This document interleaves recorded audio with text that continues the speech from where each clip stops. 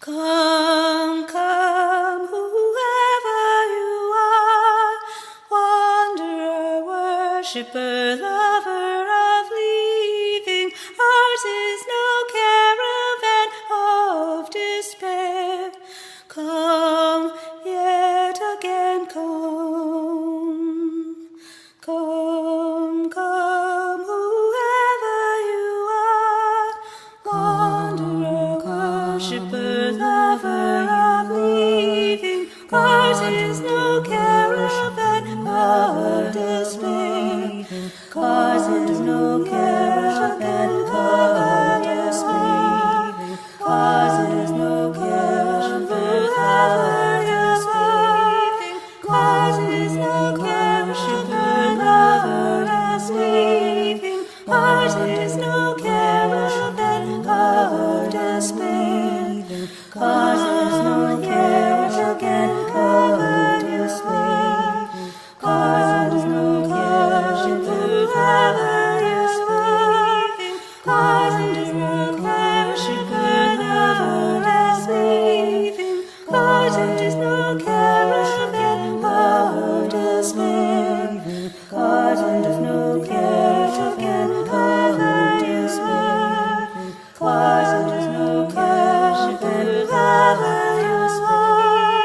Ours is no caravan of leaving. Ours is no caravan of despair.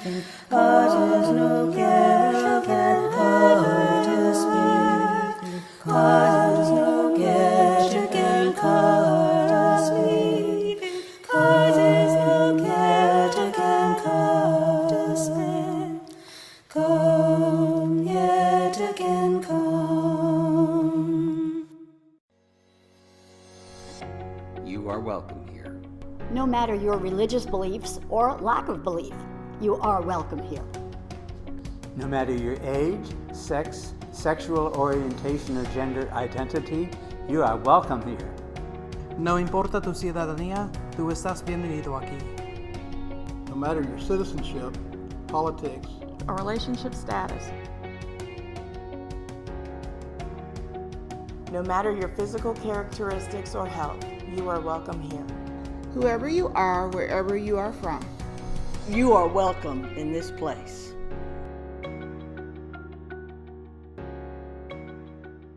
Good morning and welcome to the online worship of the Unitarian Universalist Fellowship of Montgomery for May 2nd, 2021.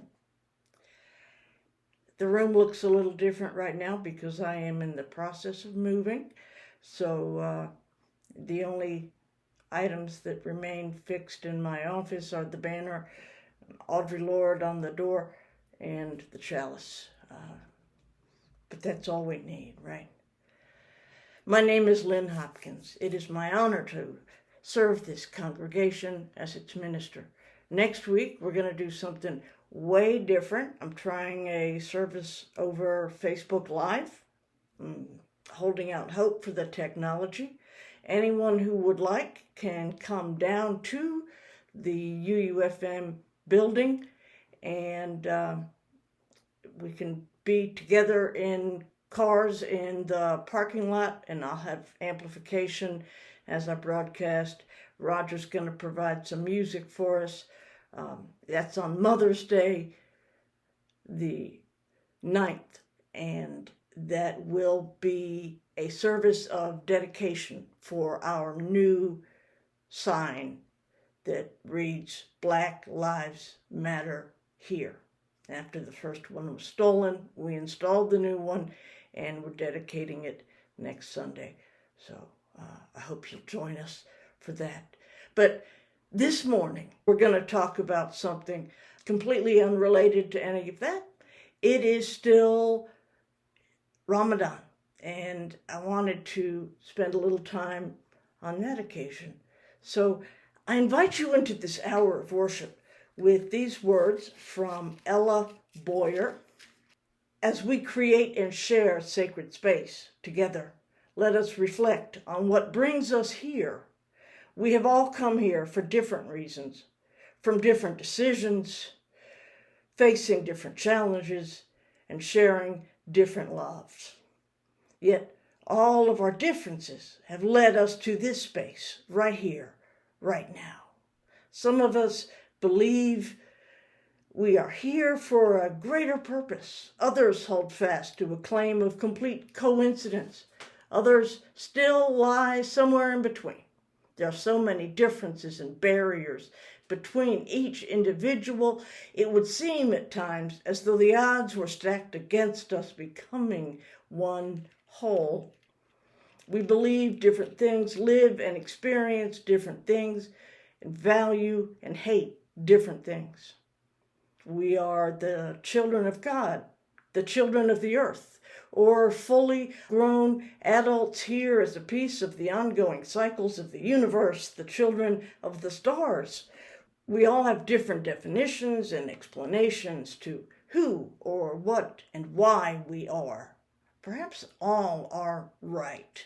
Our revelation is not sealed. Despite all that is different, there is one thing that is certainly the same. Somehow we are all right here, right now. We are growing and changing and discovering all here, all together, sharing the same sacred space we have shared for years throughout generations, even over distance, constantly evolving, constantly changing. Let us continue.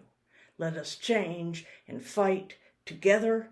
Let us adapt together. Let us grow together. Let us worship together.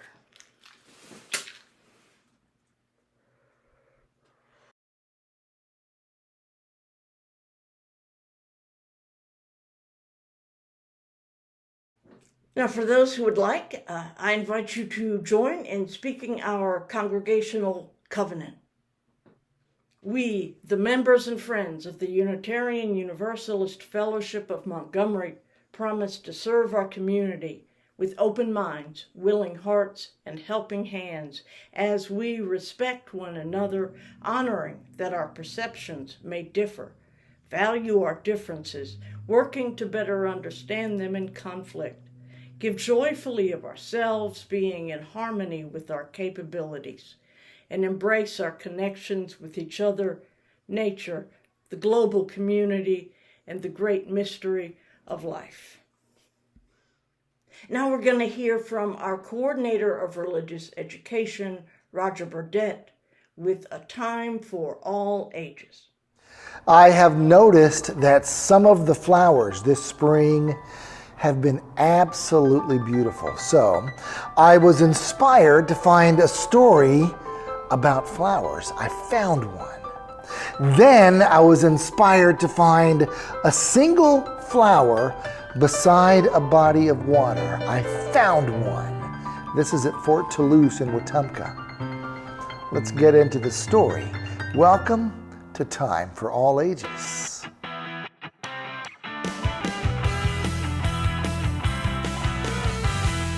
I wanted a story about flowers, and I found one online in the Young Writers Project. It's called A Flower Story. We don't have the name of the author. We do have a pen name, My Perpetual Wednesday, if you want to look that up and see who that is. But hey, My Perpetual Wednesday, whoever you are, thank you for your story. I think I want to start with the end. Life is better when you have someone by your side. Life is better when you have someone by your side. Young Writers Project, A Flower Story. Once, in the early spring, 2 seeds were dropped not far from a river. You see, that's why I wanted to go to a body of water.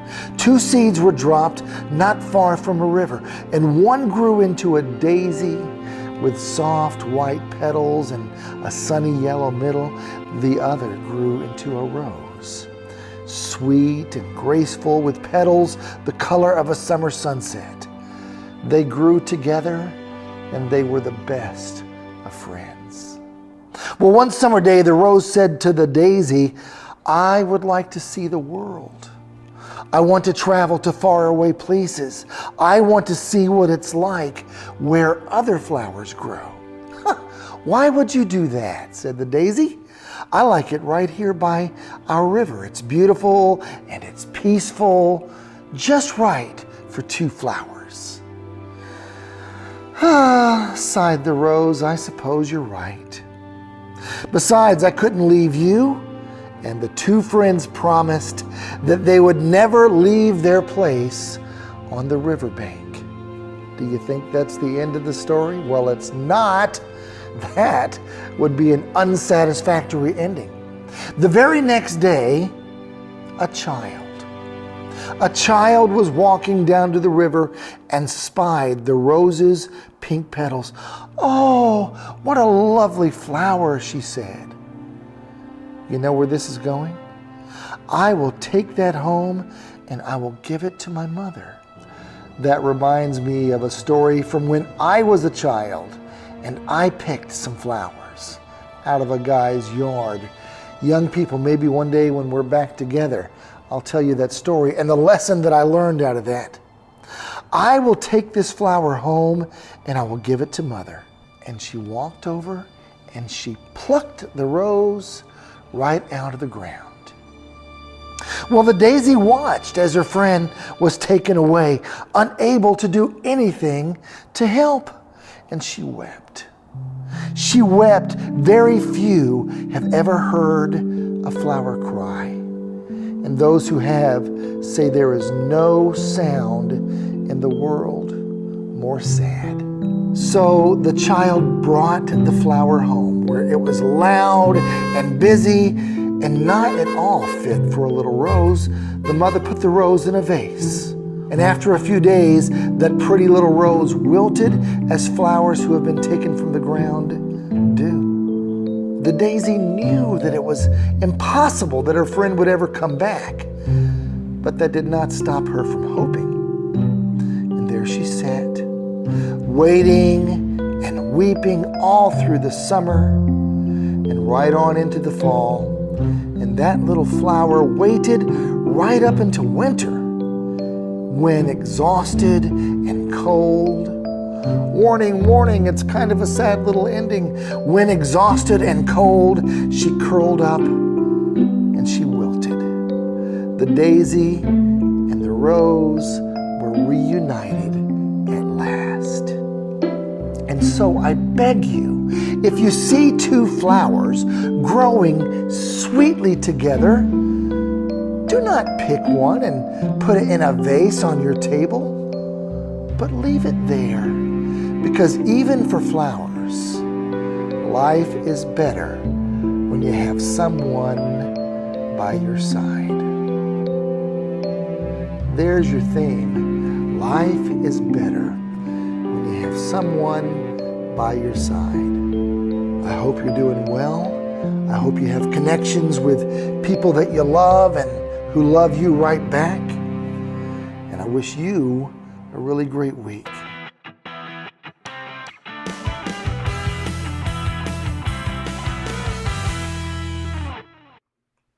In each service, we set aside a time to lift up and let go of the things that we carry with us during the week, the joys and the sorrows, the celebrations and the worries, the pain and anxiety, as well as the elations, all of the things. And we use this space to share these things with one another, to hold them up and let them go. In our virtual service, we use the chat box to speak aloud the things that we are bringing into this space this morning. This is a way that we come to know each other more deeply, to include each other more fully, and to be in true fellowship and community together. We take a breath and consider those who are suffering close to us, family members, friends, associates.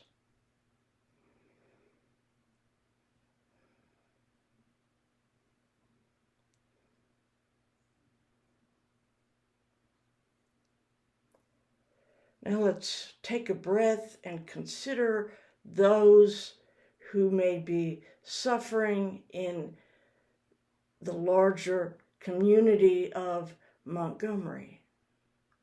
Those in poverty or unemployment or uncertain employment, those living in circumstance of domestic violence, those living with illness, whatever burden people are carrying today.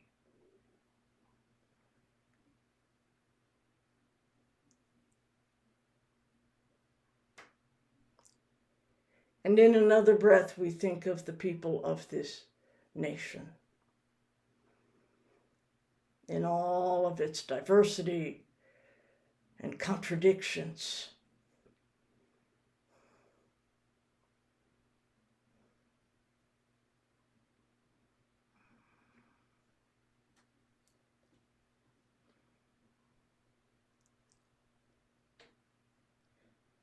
And we take a breath for the people of the world, people of every continent, every nation, every locality, every family, every individual life.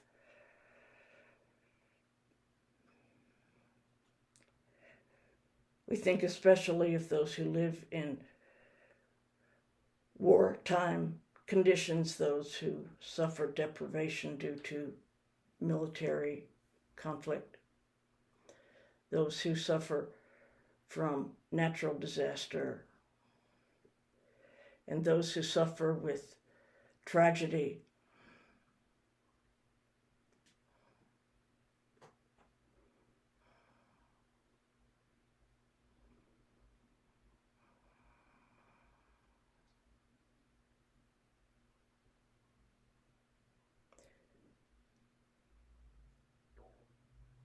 With the breath, we celebrate all of the people on this globe in all of their diversity, struggling and learning to come to some connection and understanding.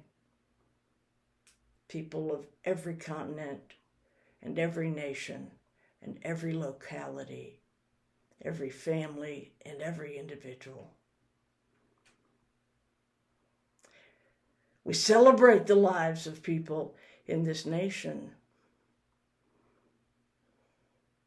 even those whose interests and intentions may be counter to our own. We honor their inherent worth and dignity and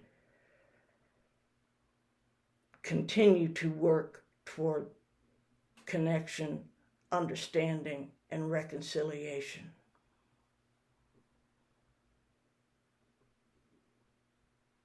We celebrate the lives of all of the people here in Montgomery, no matter their life circumstance, no matter their religious affiliation, no matter their political position. We honor their living.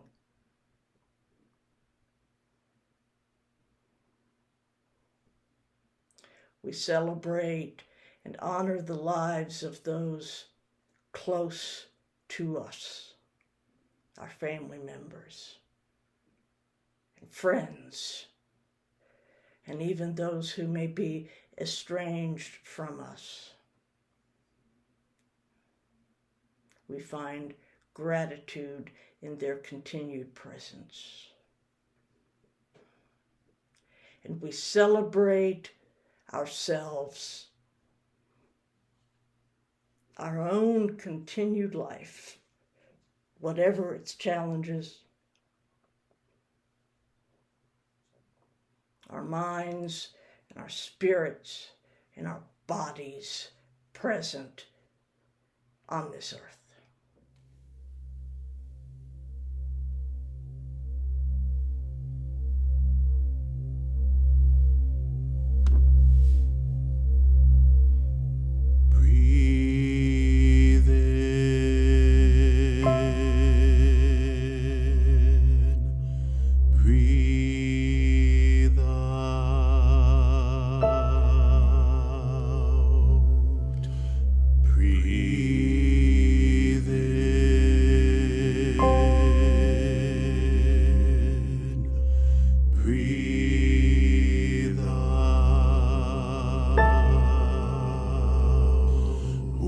I breathe in, I breathe in peace. When I breathe out, I breathe out love. When I breathe in,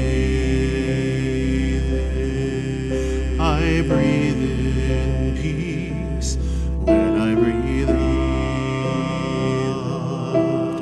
I breathe out love. When I breathe in, I breathe in peace. When I breathe out, I breathe out love. When I breathe in,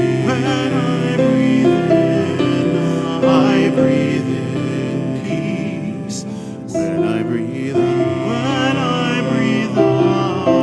I breathe out love. When I breathe in, I breathe in peace. When I breathe out, I breathe out love. When I breathe in, I breathe in peace. When I breathe out, I breathe out love. When I breathe in, I breathe in peace. When I breathe out, I breathe out love. When I breathe in, I breathe in peace. When I breathe out, I breathe out love. Breathe in, breathe out,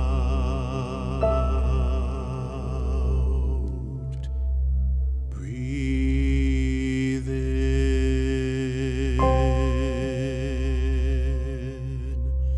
breathe out.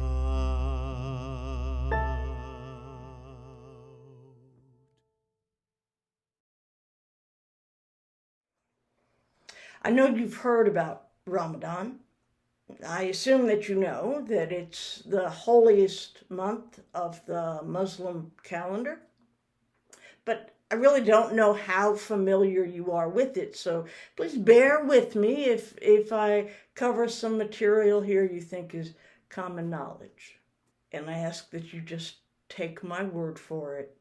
So much of what you may think is common knowledge truly is not so common as you might believe. I want to make sure that as much as possible, all of us are on the same path as we talk on this topic. So, a little background. Ramadan is the 9th month of the calendar year in the lunar calendar that is used in Islam. The Muslim or Hijri year is different from the year in other lunar systems that you may be familiar with, like the Chinese or the Jewish calendars, in one substantial way.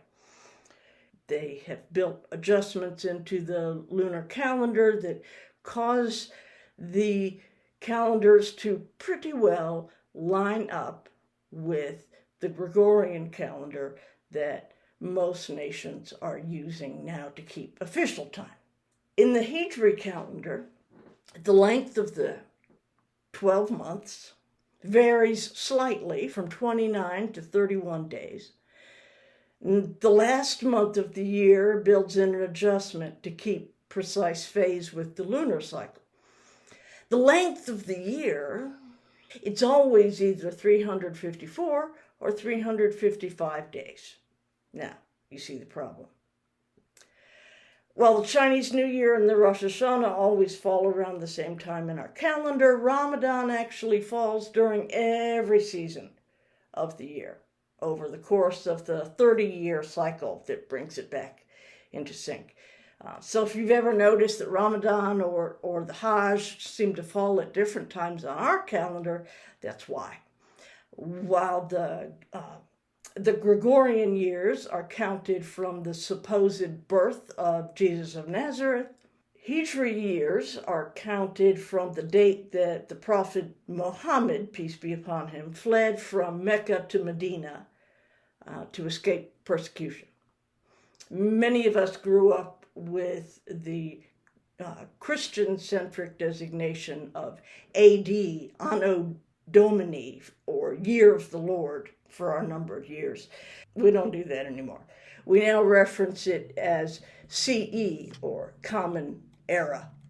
On the Hijri calendar, the years are designated AH, Anno Hegira, which is Latin for the year of the Hegira, a rough medieval Latin transliteration of the Arabic word for exodus or migration.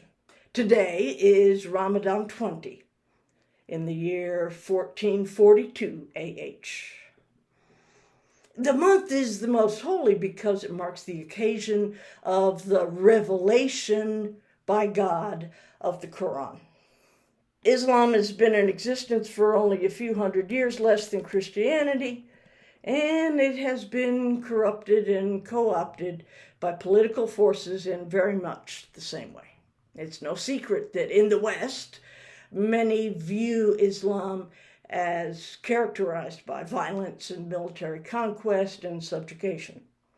We need to notice here that in much of the East, Christianity is seen as characterized by violence, military conquest, and subjugation. Those qualities are as foreign to the teachings of Islam as they are to the central teachings of Christianity, but ample evidence exists to support the conclusion on both sides. And it's not the only thing that these two major traditions share in common. Both have a view toward earthly existence as corrupt or sinful, in need of salvation. The core value and central practice of Islam is submission or subjugation of one's own human self-seeking will to the holy will of God. For the record, Allah is Arabic for God. So if you're Christian and you use Arabic in worship, you're saying Allah. It's not a Muslim name for God. It just means God. Ramadan is a period of intense religious practice with the aim of submission and subjugation of one's own will to the will of the Most High. During the month, believers who are able to do so safely, without harm, will fast from sunrise to sunset. They abstain not only from food, but also from water, as well as alcohol, tobacco, and sexual activity. Any activity that is understood as being bound up with human earthly existence is subject to abstinence as much as possible during the entire month of Ramadan, between the hours of sunrise and sunset. Practicing this level of abstinence from bodily comfort is, first and foremost, for the purpose of purification. Earthly impulses, even those that support our life, like food and water, have the effect of distracting us from the life of the Spirit. During this time, believers pray more often and with more intensity. It is common practice for Muslims to read the entire Quran during the month. And the month of fasting has several important benefits for believers.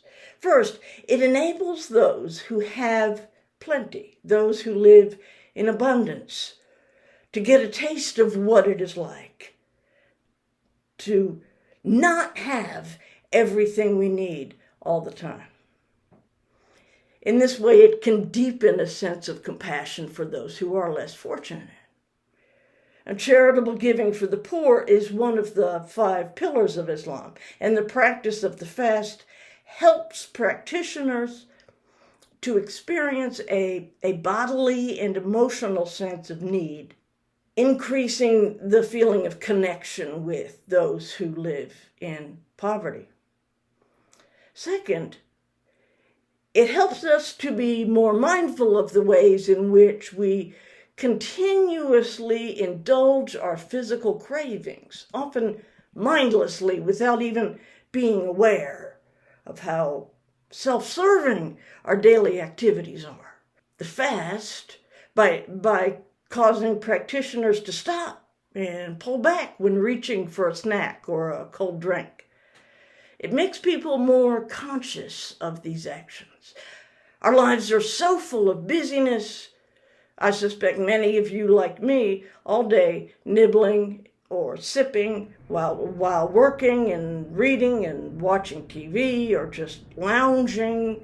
The fast helps participants to be more aware of physical body, as well as more aware of the actions that we take every day, all day, without even noticing.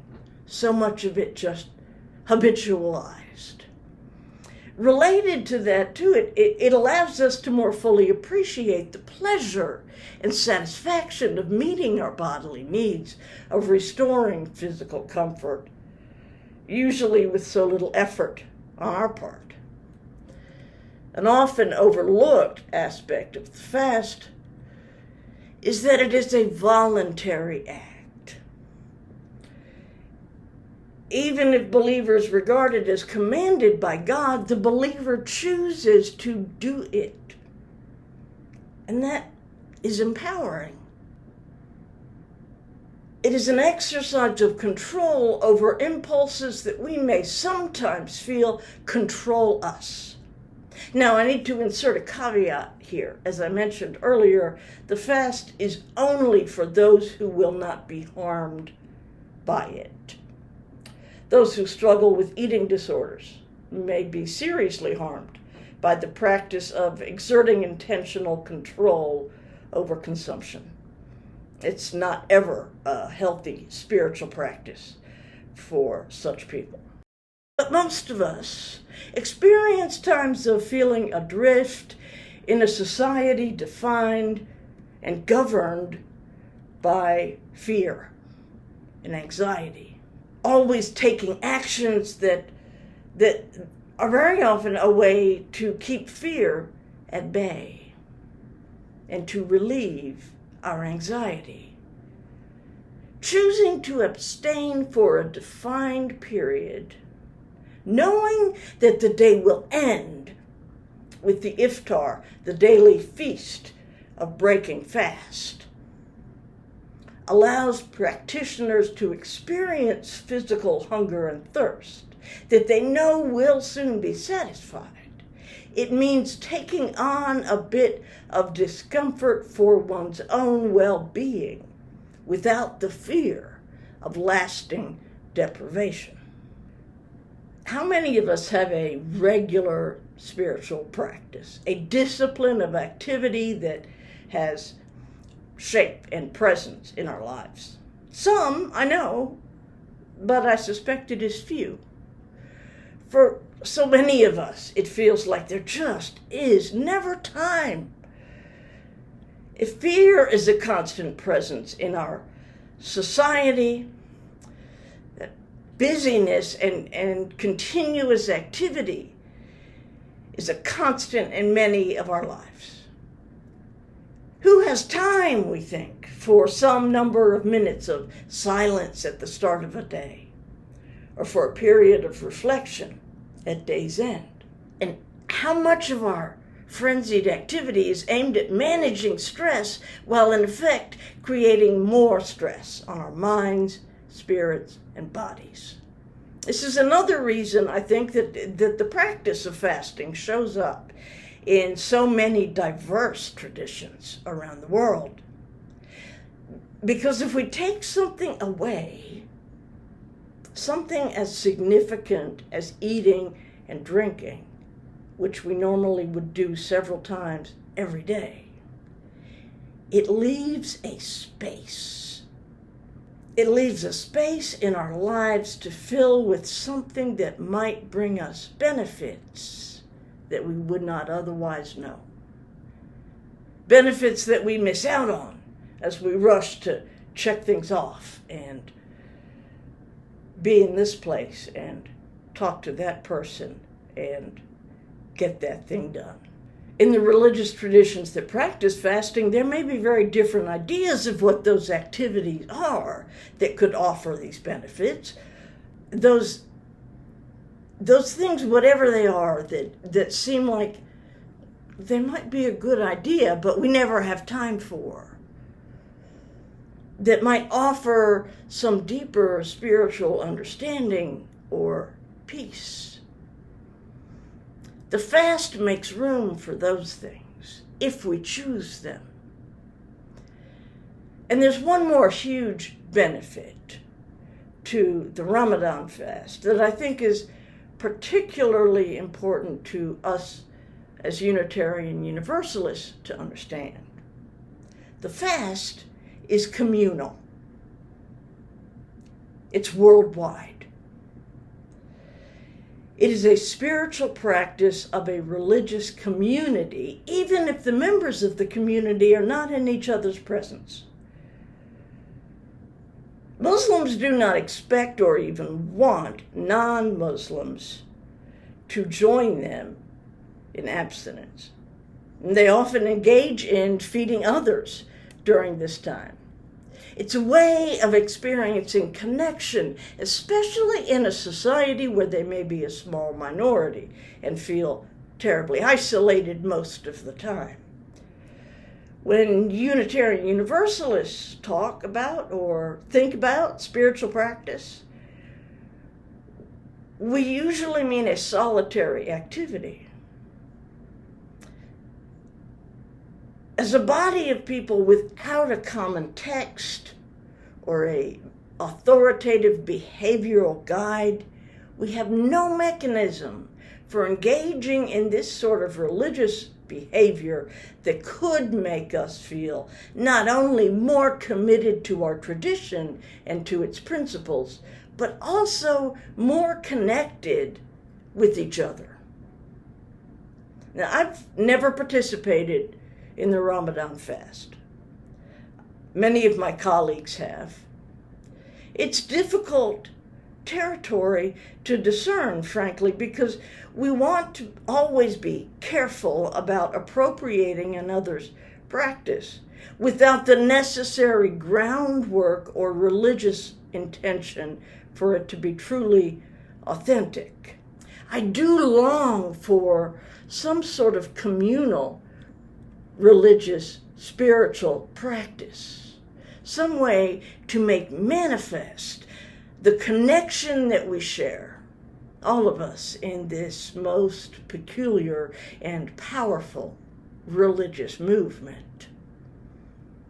For now, I just go on envying my Muslim kin and colleagues.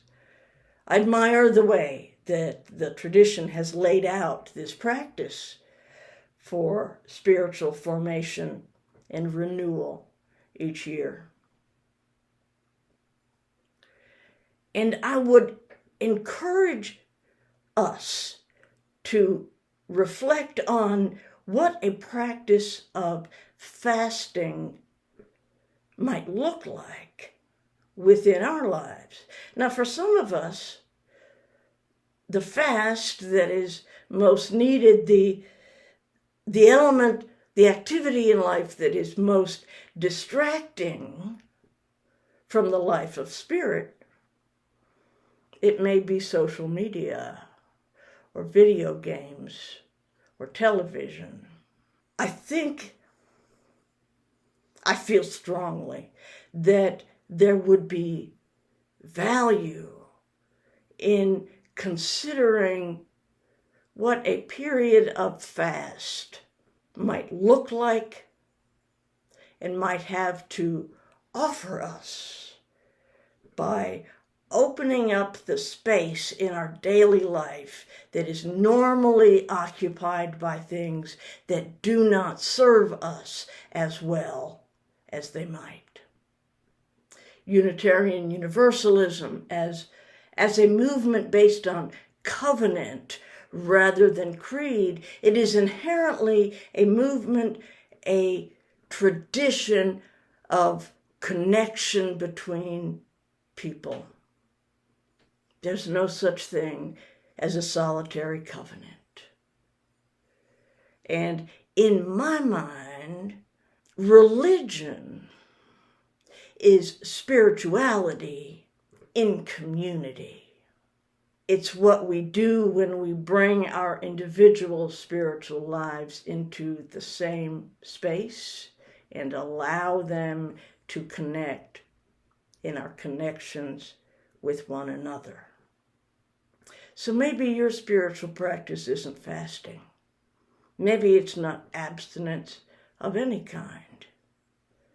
But I can assure you that while it is certainly not required in Unitarian Universalism, we just don't do that here. It is strongly recommended for your own well-being, sense of wholeness, and inner peace. May we share and explore these practices together in community.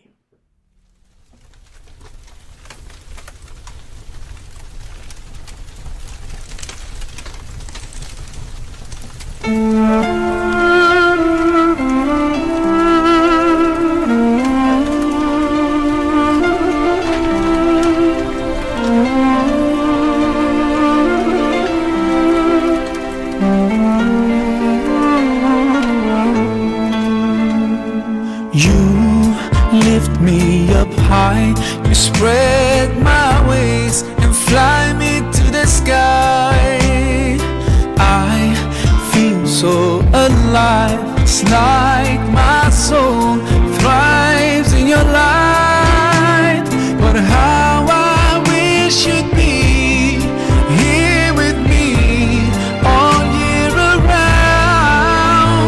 Ramadan, Ramadan, Ramadan, ya Habib.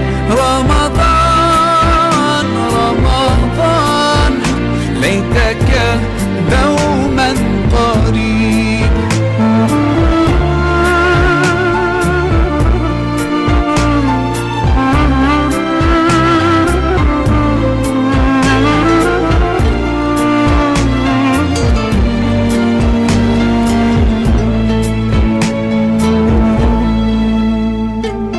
Love is everywhere, so much peace fills up the air.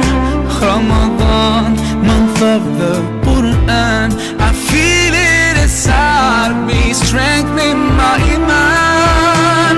But how I wish you'd be here with me all year around. Ramadan, Ramadan, Ramadan, ya Habib. Ramadan, Ramadan, ليتك دوما قريب.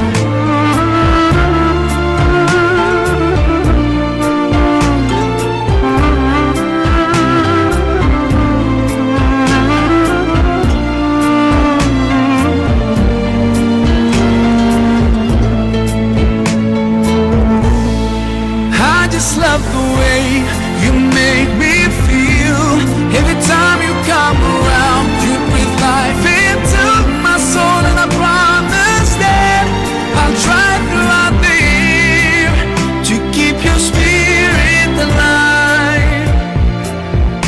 In my heart it never dies. Oh, Ramadan.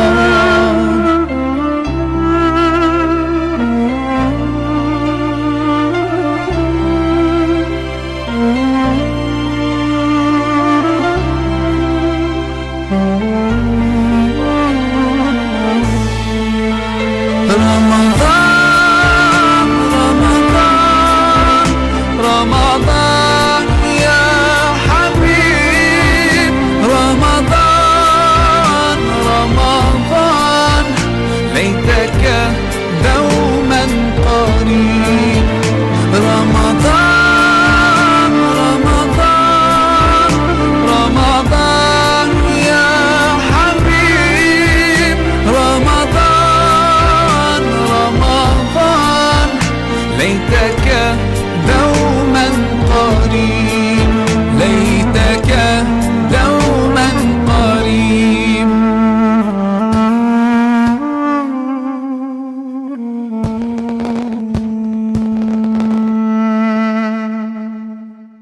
I hope you'll join us for second hour. It's on Zoom. The link is on your screen under the video, as well as in the chat. And as I mentioned, next week, we will not be here in the YouTube space. We'll be on Facebook space, and I'm working out all the details, and I'll have them published in the next couple of days. I am optimistic that we'll be able to get everyone connected with the service online without needing to have a Facebook account. I understand that can be done without too much difficulty. So don't worry if you don't do Facebook. You don't need to do Facebook. And for those who would like, come on down to the building. We're going to stay separate. If anybody gets out of their cars, it's going to be fully masked and with distance. Vaccinations or no vaccinations. We're going to continue to be at the level of extreme caution to make sure that we are protecting everyone in our congregation and the larger community. But that'll be at the regular time, 10 a.m., either online or live at the building. And for now, our service has ended. May our service begin.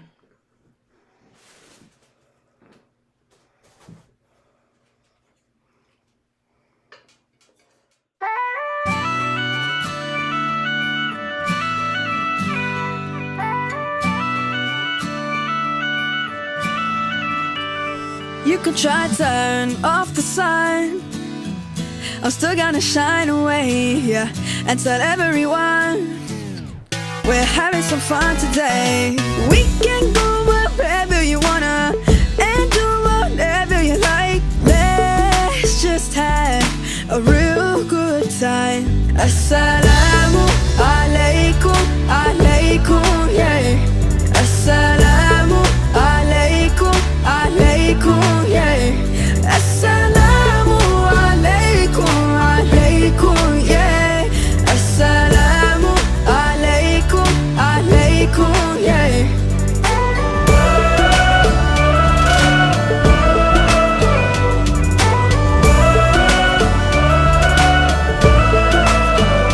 I just wanna spread love and peace and all of my happiness, yeah, to everyone that I meet, 'cause I'm feeling spectacular.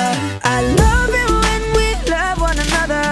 Give thanks every day for this life, even with a smile on our face. Assalamu alaikum, alaikum, yeah.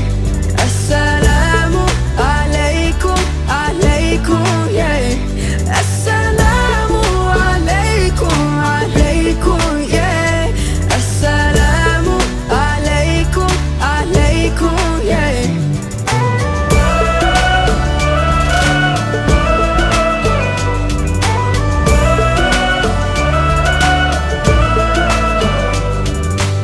Spread peace on the earth, cherish the love that is around us. Spread peace on the earth, treasure the love that is around us. Always be kind, always remind one another. Peace on the earth every day. Assalamu alaikum, alaikum, yeah. Assalamu alaikum, alaikum.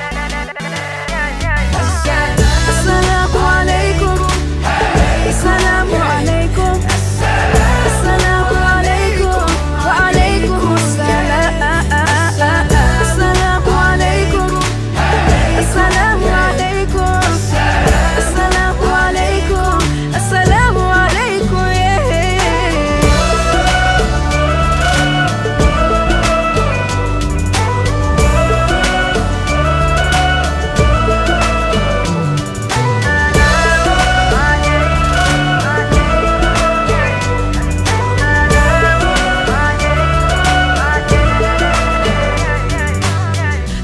peace on the earth, cherish the love that is around us. Spread peace on the earth every day.